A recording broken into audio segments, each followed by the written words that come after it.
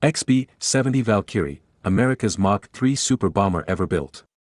The North American Aviation XB-70 Valkyrie was the prototype version of the planned B-70 nuclear-armed, deep-penetration supersonic strategic bomber for the United States Air Force Strategic Air Command. Designed in the late 1950s by North American Aviation, NAA, the six-engine Valkyrie was capable of cruising for thousands of miles at Mach 3+ while flying at 70,000 feet, 21,000 meters. At these speeds, it was expected that the B-70 would be practically immune to interceptor aircraft, the only effective weapon against bomber aircraft at the time. The bomber would spend only a brief time over a particular radar station, flying out of its range before the controllers could position their fighters in a suitable location for an interception. High speed also made the aircraft difficult to see on radar displays, and its high altitude and high-speed capacity could not be matched by any contemporaneous Soviet interceptor or fighter aircraft.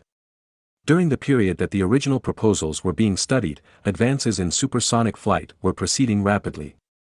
The narrow delta was establishing itself as a preferred platform for supersonic flight, replacing earlier designs like the swept-wing and trapezoidal layouts seen on designs like the Lockheed F-104 Starfighter and the earlier WS-110 concepts.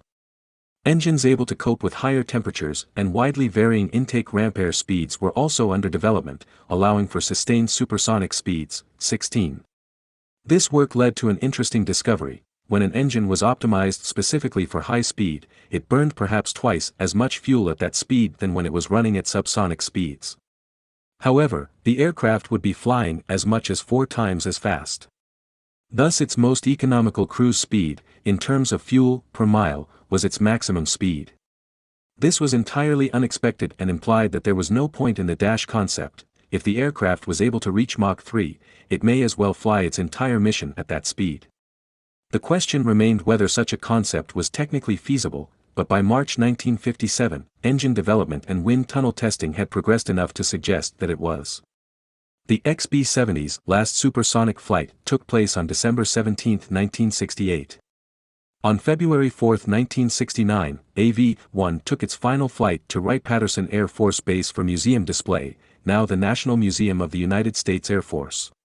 Flight data was collected on this subsonic trip.